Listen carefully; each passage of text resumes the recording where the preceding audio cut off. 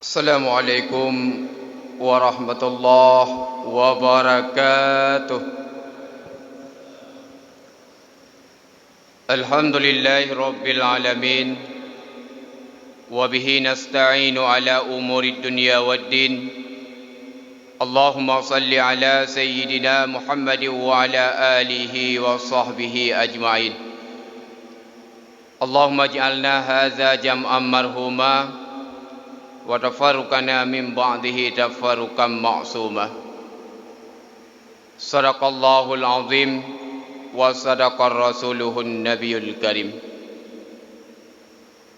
Setelah kita memuja dan memuji kepada Allah Subhanahu wa taala dan bersalawat kepada baginda Rasulullah sallallahu alaihi wasallam dan kepada keluarganya dan para sahabat beliau sekalian, mari yang saya muliakan, terutama sekali kepada guru kita bersama, Imam Besar Masjid Agung Islamic Center Kota Luk Semawe beserta seluruh pengurusnya yang insya-Allah dimuliakan oleh Allah Subhanahu wa taala. Juga yang mulia kepada khadim GPS, khadim SMS, khadim GSJB, jamaah tetap, jamaah setia yang mudah-mudahan selalu dirindukan oleh syurganya Allah Subhanahu wa taala. Juga yang mulia kepada guru-guru kami dan orang tua kami, kaum muslimin dan muslimat, sidang jamaah subuh yang dimuliakan Allah Subhanahu wa taala. Dalam sebuah hadis Rasulullah sallallahu alaihi wasallam bersabda, yang hadis ini diriwayatkan oleh Bukhari dan Muslim, salasu man kunna fihi wajada halawatal iman. Ada 3 perkara yang apabila didapati oleh seseorang, maka akan membuat imannya terasa manis. Adapun yang pertama, kata baginda Rasulullah sallallahu alaihi wasallam, yang membuat iman seseorang terasa manis, yaitu an yakunallahu wa rasuluhu ahabba ilaihi mimma siwahuma. Itu bahawa orang yang selalu mencintai Allah dan Rasulnya melebihi daripada keduanya. Semua kita punya perasaan cinta. Apakah itu cinta kepada kekuasaan? Apakah itu cinta kepada yang namanya harta? Apakah itu cinta yang namanya keluarga? Dan itu merupakan hal yang sangat wajar.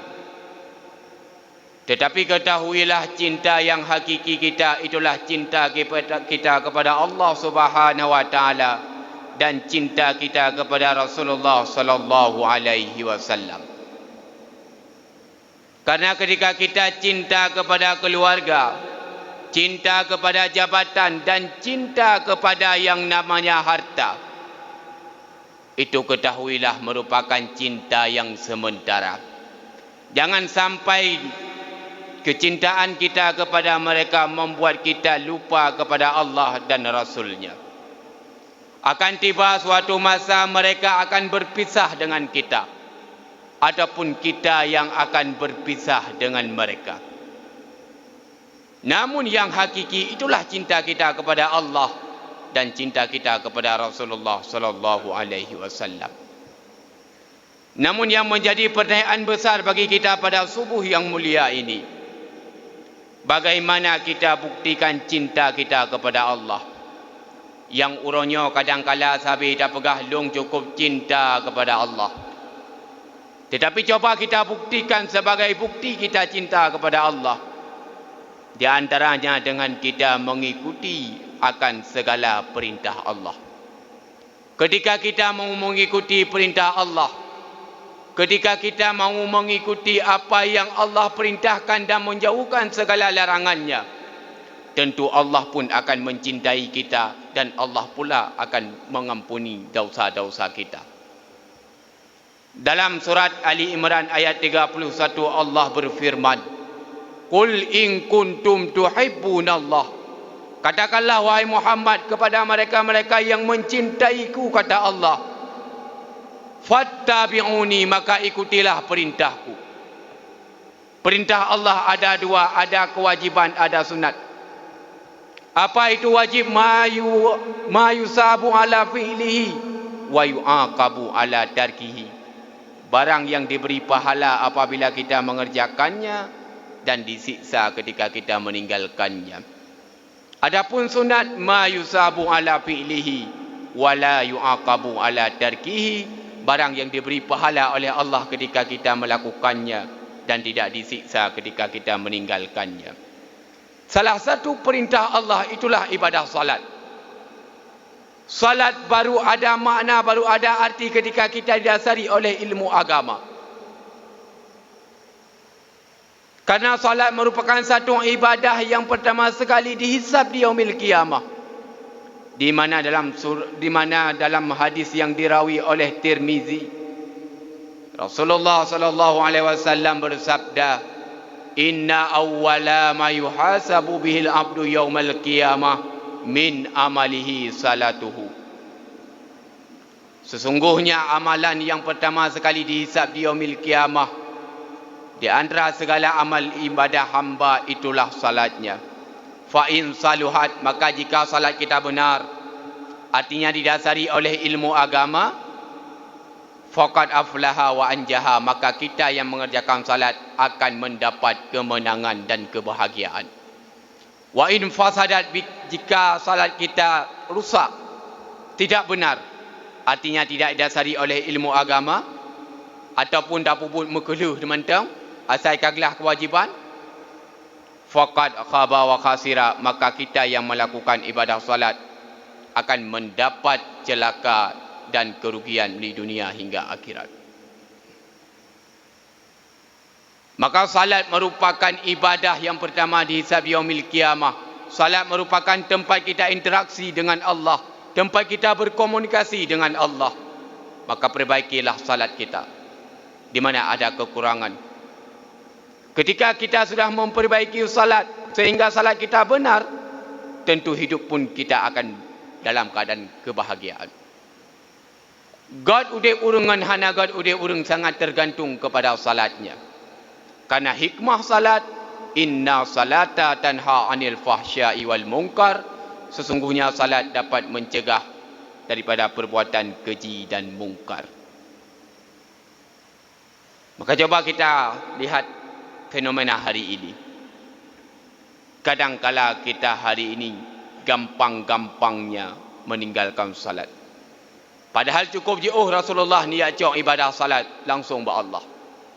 Tapi kadang-kala waktu ada kalian uranya cukup gampang bagi kita untuk takubah ibadah salat.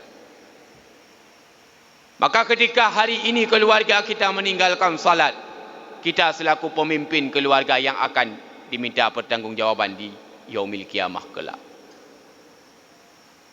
Maka terkedi anak-anak gedanya uranya yang merupakan titipan Allah sementara, yang merupakan amanah yang Allah titipkan kepada kita, ajarkan mereka untuk melakukan ibadah salat dengan benar. Terkedi dah hana mampu, berikanlah kepadanya mereka pendidikan-pendidikan ibadah, pendidikan-pendidikan dayah, ilmu-ilmu agama. Ba Islamic Center naik buka LPK, mari tabah anak gedanya kena. Bayar gedanya dengan lebih peng. Tapi itu menjadi investasi bagi gedanya sehingga di negara akhirat kelak. Menjadi kebahagiaan ketika kita kembali kepada Allah. Dengan anak yang kita bawa kepada dayah-dayah, apakah tahfidzul Quran, apakah Islamic Center dan dayah-dayah yang lain, ketika kita kembali kepada Allah, maka akan didoakan oleh anak kita. Ketika dia kembali kepada rumah, maka dia akan mengerjakan salat dengan benar. Maka ini merupakan kewajiban yang Allah perintahkan kepada kita hari ini. Ketika kita melakukan salat dengan benar, maka kita merupakan orang yang mendapat kemenangan. Salat merupakan satu ibadah yang apabila kita mengerjakan sama seperti mendirikan agama, barang siapa yang meninggalkan salat maka dia termasuk orang-orang yang meruntuhkan agama. Maka apabila sabah-sabah nanggro hanali urung ibadah salat, maka nanggro tersebut akan Allah kirimkan bala. Maka ketika kita melakukan ibadah salat, apa yang paling penting? Itulah mengerti tentang ilmu salat. Betul yang yang rukun salat, yang mana yang makruh salat, yang mana yang membatalkan salat, mana sunat ab'ad, mana sunat hayat. Maka kita hari ini yang sudah istiqamah melakukan ibadah salat, baik itu salat wajib maupun salat sunat, maka kerjakanlah dengan penuh keikhlasan kepada Allah, sehingga kita akan mendapat kebahagiaan hidup dunia dan akhirat. Kemudian bagaimana kita cara mencintai Allah selain kita mengikuti perintah Allah, yaitu dengan memperbanyak menyebut-nyebut namanya. Ala bizikrillah tatmainnul qulub. Hanya dengan menyebut-nyebut nama Allah dan mengingat-ingat Allah, hati kita akan tentram dan sejahtera. Ketika kita saling mencintai, tentu kita akan selalu menyebut-nyebut namanya. Tetapi ketika dia tidak lagi kita cintai, tentu kita tidak akan menyebut-nyebut namanya. Cinta kita sudah pudar. Orang yang kita cintai, ketika dia tidak datang, kita akan bertanya kepada orang lain, "Oh, hana dia tunggu bulan." Pakon kerana kita cinta kepada tunggu bulan. Maka sering tersebut nama Qur'an. Begitu pula ketika cinta kita kepada Allah, banyak-banyaklah menyebut nama Allah. Afdalu zikri, seafdal zikir, la ilaha illallah. Banyakkanlah membaca kalimat la ilaha illallah. Kemudian sambil kita duduk, sambil di atas kendaraan, di dalam mobil, sambil tidur, berdiri, banyak-banyaklah kita menyebut-nyebut subhanallah wa bihamdihi subhanallahil azim. Dua kalimat zikir yang ringan di lidah, tapi sangat berat di timbangan Allah Subhanahu wa taala di yaumil qiyamah kelak. Tapi walau dua kalimat zikir itu ringan di lidah, tapi sangat berat bagi kita untuk mengucapkannya. Itanya lebih mangat apegah ke gop ketimbang tamu zikir. Nyan punya tamu upat ke gop, punya takun ke gop, dah pegah kekurangan gop, leje mijak wate kedai kopi hana terasa. Kadang-kala dengan tak pegah ke gop, dengan tak upat gop, tak fitnah gopnya lagi ibarat kurap, makin tak pegah makin mangat. Tapi zikir paling berat kadang-kala kita ucapkan. Walau itu ringan di lidah, modalnya tidak banyak. Modalnya kemauan dan keyakinan. Hana payah tak bela gigau, hana payah tak sewa. Cuma kita mau atau tidak untuk berzikir memuji-muji Allah.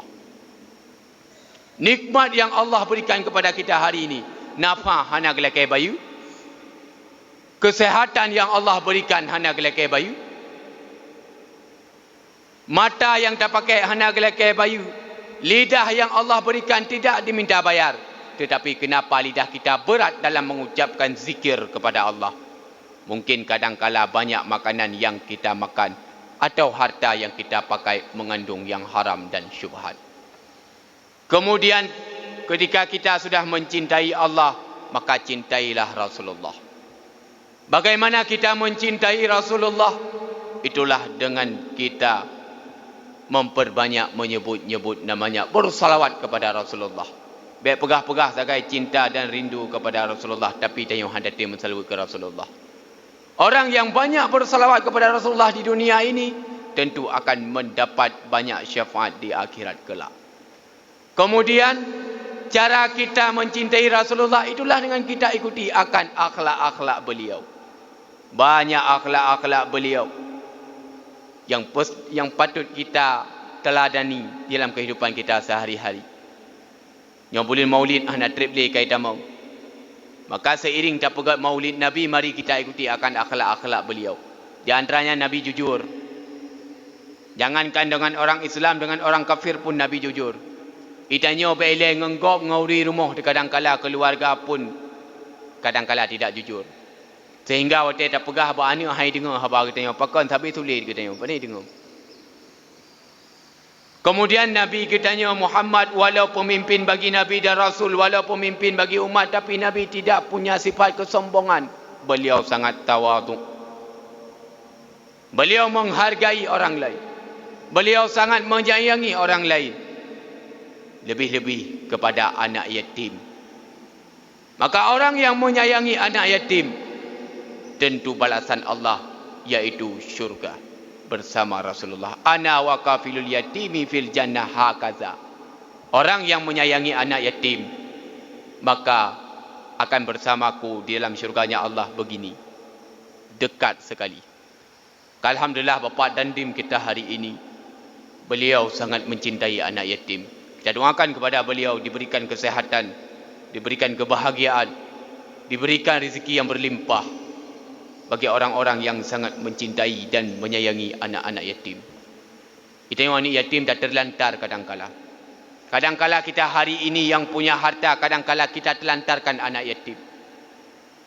Kita hari ini yang punya kekuasaan, punya jabatan untuk mampu membangun agama Allah, tapi tengok anak yatim bantu pada tempat yang diridha oleh Allah. Maka orang yang menyayangi anak yatim, orang yang menyayangi fakir miskin, tidak sombong dengan sesama manusia, tidak sombong dengan Allah, itu merupakan akhlak yang dipraktekkan oleh Rasulullah. Rasulullah mempunyai sifat yang tawadhu, rendah hati. Itu yang na jabatan kadang-kala sombong melampaui batas. Kemudian seiring pula kita memperbanyak menyebut-nyebut nama Rasulullah sebagai bukti cinta dan rindu kepada Rasulullah. Kita ikuti akhlak-akhlak beliau dan pula kita amalkan sunnah-sunnahnya. Banyak sunnah-sunnah Rasulullah yang pasti kita amalkan dalam kehidupan kita sehari-hari. Di antaranya dengan menyambung tali silaturahmi. Ketika kita saling menyambung tali silaturahmi, maka Allah akan memberikan pula balasan yang setimpal, yaitu umur kita akan barakah, rezeki kita akan berlimpah. Maka dalam organisasi GPS, SMS dan GSJB, ini merupakan satu organisasi yang kita bangun untuk membangun tali silaturahmi. Watai taduk muno hana meri yang kaya, tidak kenal yang mana miskin. Kita di sini semuanya sama di sisi Allah. Kita semua di sini merupakan orang-orang yang bertakwa kepada Allah Subhanahu wa taala. Maka apabila kita hari ini lebih mencintai Allah, lebih mencintai Rasulullah daripada selain keduanya, tentu kita akan mendapat kemanisan iman, tentu kita akan mendapat kebahagiaan hidup mulai dunia hingga akhirat. Itu yang pertama. Adapun yang kedua, yang membuat iman kita terasa nikmat, terasa manis, iaitu an yuhibbal mar'a, orang yang mencintai seseorang, la yuhibbuhu illallah, mereka tidak mencintai kecuali karena Allah. Karena apabila kita mencintai bukan karena Allah, tapi karena kekuasaan atau jabatan, habis jabatan kabeh nak mengalih. Apabila kita mencintai seseorang ataupun bersahabat dengan seseorang karena sesuatu, hana legoknya bak tempatnya, hana le mengon. Dan pegahnya yang kon ngelung awal. Pakon karena goknya hana le bak jabatannya. Tetapi apabila kita mencintai seseorang atau bersahabat seseorang karena Allah, tentu persahabatan dan percintaan tersebut akan bertahan lama hingga dunia bahkan akhirat. Begitu pula bagi kita yang mencintai karena harta, ketika dia miskin tidak lagi kita cintai, tidak lagi kita bersahabat. Ketahuilah, ketika kita hari ini mencintai seseorang karena Allah, bersahabat dengan seseorang karena Allah, dan membenci seseorang karena Allah, juga membenci sesuatu karena Allah, itu merupakan tali keimanan yang kuat. Orangnya ketanya kita mengon orangnya karena Allah dan tamu pisah karena Allah, itu merupakan tali keimanan yang kuat. Dan orang yang mencintai sesama manusia di dunia ini karena Allah, bersahabat karena Allah, tentu di akhirat kelak akan mendapat naungan daripada Allah di antara 7 golongan naungan, yaitu orang yang selalu mencintai sesama manusia karena Allah. Ketika ngon kita tengok kaitan dalam syurga, maka kita pun akan diajak bersamanya untuk menuju syurganya Allah. Maka ketika hari ini kita mencintai karena Allah, tentu akan membuat dalam hati kita kasih dan sayang sesama manusia. La yu'minu ahadukum hatta yuhibba li akhihi ma yuhibbu li nafsihi. Tidak sempurna iman seseorang apabila kalian tidak mencintai saudara kalian sama seperti mencintai diri sendiri. Kapan akan terjadi? Ketika kita mencintai seseorang karena Allah. Hari ini kita hidup bahagia, kita hari ini punya harta, kita hari ini punya kesenangan. Bagaimana dengan saudara kita? Kita akan terbayang. Ketika hari ini anak kita hidup mewah, anak kita hidup bahagia, bagaimana dengan anak tetangga kita, anak saudara kita? Maka man la yarham la yurham, barang siapa yang tidak disayangi maka tidak akan menyayangi. Apabila kita hendak sayang sesama manusia, maka Allah pun akan sayang kita. Nah, apabila merupakan kasih sayang kepada Allah, maka sayangilah hamba-hambanya Allah. Di antara kita menyayangi hamba Allah, ketika kita berjumpa dengan sesama manusia, tebarkanlah salam dan senyuman. Kadang-kala kita tidak punya harta untuk bisa menyenangkan orang lain, membahagiakan orang lain, cukup dengan menebarkan salam dan menebarkan senyuman. Karena senyum itu adalah sedekah. Membuat senyuman kita bahagia orang lain akan dicatat sebagai ibadah dan kebaikan.